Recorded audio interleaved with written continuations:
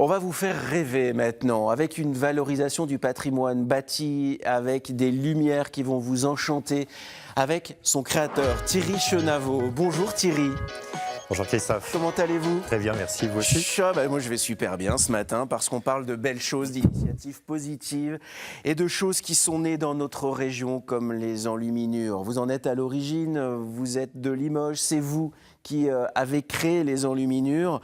Si je parle d'imagerie monumentale, Thierry, est-ce que je suis dans le juste? Oui, tout à fait. C'est l'imagerie monumentale, de l'image géante.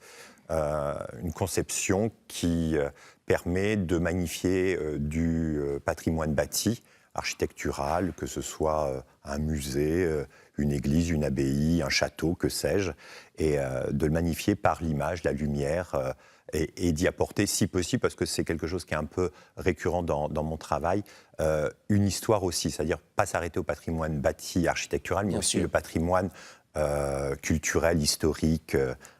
Voilà. Alors on va en parler bien sûr avec Saint-Martial que vous racontez avec les contes et légendes, ce sera le cas cet été, mais il y a la technique que vous utilisez, qui est une technique unique et j'imagine que vous devez renouveler à chaque bâtiment qui sert de support à vos propositions. C'est chaque fois différent? C'est exactement ça, c'est-à-dire que c'est de la haute couture. Chaque bâtiment est unique. On ne peut pas imaginer transférer d'un bâtiment sur un autre une création, exactement comme une robe de haute couture n'est faite que pour une femme sublime. Voilà, chaque bâtiment doit être approché de cette façon unique.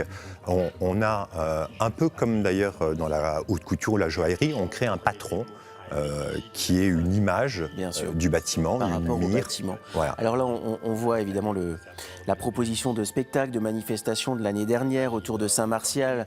Ça a duré moins de temps que ça ne durera cet été. Ça veut dire qu'il y a eu un véritable succès, que le public a répondu présent. Et puis, ça a tellement plu que vous allez proposer à nouveau ce spectacle en alternance avec les contes et légendes du Limousin. Vous parliez de la dimension historique. C'est quelque chose qui vous tient à cœur, mais avec Saint-Martial, le premier évêque de Limoges, là forcément la page blanche était déjà presque écrite. Oui, on avait à notre disposition tous les manuscrits de l'abbaye Saint-Martial de Limoges, les chroniques d'Adhémar de Chabannes, Geoffroy de Vigeois, des enluminures sublimes qui sont trop méconnues du grand public et la Bibliothèque de France nous a autorisé à l'utiliser et donc on les a inclus évidemment dans le spectacle. Et à travers l'abbaye Saint-Martial de Limoges, c'est toute la Grande Aquitaine qui est concernée, puisque l'abbaye avait un rayonnement culturel, historique, spirituel, musical. En lien avec le royaume, évidemment, et Absolument. culturel, politique, religieux, c'est évidemment tout ça. Lorsque l'on vous écoute, il y a cette volonté de forte valeur émotionnelle ajoutée. Alors on découvre d'autres de vos créations sur d'autres bâtiments que l'évêché. Cette dimension de forte valeur émotionnelle ajoutée, c'est quelque chose qui vous tient à cœur. Vous ne voulez pas simplement que les spectateurs soient là juste en spectateurs. Vous voulez qu'ils repartent avec quelque chose en eux. Oui, je suis un homme de spectacle, je viens du théâtre, donc on ne peut pas effacer des années d'émotions sur scène. Alors certes, aujourd'hui, c'est à travers une technique, une technologie particulière, mais dans l'écriture, puisque j'écris les spectacles, forcément, j'essaie de ramener quelque chose d'émouvant et que les gens pourront remporter chez eux, en plus de l'histoire éventuelle. Alors il y a tous ceux qui vont à Lyon pour la Fête des Lumières et qui ont eu la chance de voir vos créations aussi autour de Saint-Exupéry avec cet avion comme pièce maîtresse. Vous nous racontez cette aventure parce que assister en spectateur aux Fêtes des Lumières, bien sûr c'est une aventure, mais en tant que créateur comme vous, j'imagine le reste. De l'intérieur, c'est effectivement particulier. C'est le plus gros festival au monde d'images projetées, d'images monumentales. C'est 4 millions de personnes en 3-4 jours.